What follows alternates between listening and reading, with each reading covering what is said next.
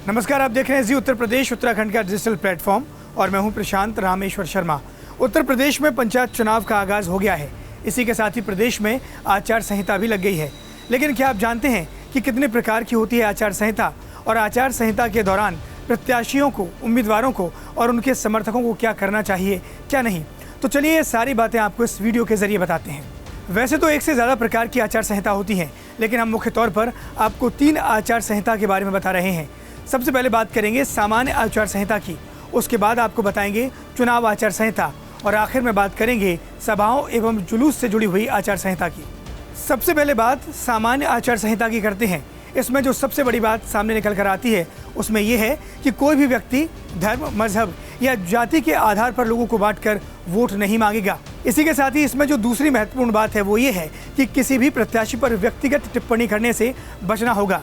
यानी कि आप अपने प्रतिद्वंदी के कामकाज को लेकर टिप्पणी कर सकते हैं, लेकिन उस पर व्यक्तिगत टिप्पणी करके वोट नहीं मांग सकते। अपने वोटर्स को लुभाने के लिए किसी भी प्रकार की धार्मिक लोभ देने से सख्त मनाही है। अगर आप चुनाव के दौरान धार्मिक आधार पर वोट को पोलराइज करने की कोशिश करते हैं तो चुनाव आयोग आप पर सख्त एक्शन ले सकता है। सामान्य आचार संहिता में ये भी बात लागू होती है कि किसी भी धार्मिक स्थल, चाहे वो मंदिर, मस्जिद, गुरुद्वारा या चर्च हो, इसका इस्तेमाल चुनाव के दौरान चुनावी रैलियों में या वोटों को इकट्ठा करने के लिए नहीं किया जाएगा। सामान्य आचार संहिता में सभी उम्मीदवारों को ये पहले ही सुनिश्चित कर दिया जाता है कि चुनाव के दौरान किसी भी प्रकार की गड़बड़ी, खासतौर पर वोटों के लिए रिश्वत देना या वोटर्स को किसी भी प्रकार का लालच देना सख्त मना है। ऐसा करने पर चुनाव आयोग प्रत्याशियों के खिलाफ एक्शन ले सकता है। चलिए अब बात करते हैं चुनाव आचार संहिता की। इसमें जो सबसे बड़ी बात है वो ये है कि चुनाव आयोग जो भी खर्च चुनाव के लिए निर्धारित करता है, अगर प्रत्याशी ने उससे ज़्यादा खर्च किया तो चुनाव आयोग उसके खिलाफ एक्शन ले सकता है और चुनाव जीतने के बाद भी ये एक्शन लिया जा सकता है।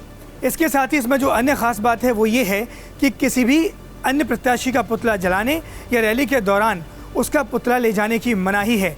चुनाव आचार संहिता में ये बात भी लागू होती है कि कोई भी प्रत्याशी किसी के घर, किसी की दीवार या किसी की प्रॉपर्टी पर अपना चुनाव चिन्ह या प्रचार नहीं कर सकता जब तक कि वो व्यक्ति खुद उसे मर्जी से अपनी अनुमति ना दे।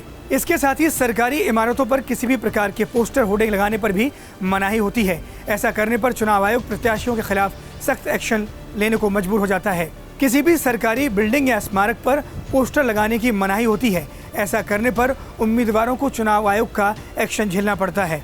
चुनाव आचार संहिता के दौरान एक बात और है जिसका प्रत्याशियों को खासा ध्यान रखना पड़ता है और वो है लाउड स्पीकर को लेकर, क्योंकि प्रत्याशी गलियों में जा जाकर लाउड स्पीकर के माध्यम से जनता से वोट मांगते हैं, उन्हें अपनी तरफ आकर्षित करने की कोशिश करते हैं। इस दौरान रात 10 बजे से सुबह 6 बजे तक लाउड स्पीकर पर प्रशासन पूरी तरह से रोक लगा कर रखता है और दिन में भी प्रशासन है उसकी अनुमति के बाद ही प्रत्याशी लाउड स्पीकर का इस्तेमाल कर सकते हैं। अब बात करते हैं तीसरी और महत्वपूर्ण आचार संहिता की, जो सभाओं और जुलूस से जुड़ी हुई है। जैसा कि आप जानते हैं कि चुनाव से ठीक पहले जो प्रत्याशी हैं वो तमाम रैलियां और जुलूस करते हैं। इसको लेकर भी प्रशासन ने और चुनाव आयोग ने कुछ नियम तय किए हैं।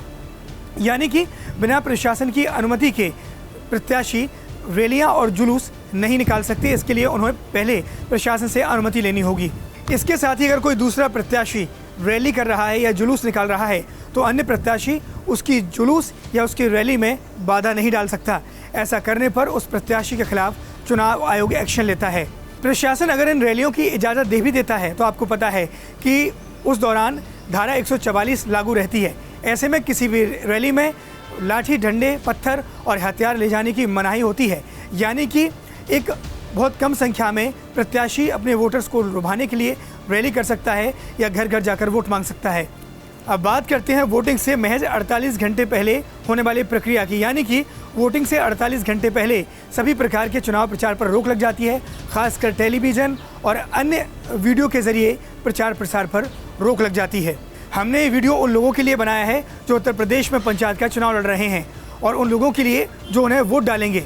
तो अब आप इस वीडियो से अंदाज़ा लगा सकते हैं कि कौन प्रत्याशी आपके आसपास आचार संहिता का उल्लंघन कर रहा है और कौन चुनाव आयोग के नियम का पालन करते हुए चुनाव लड़ रहा है।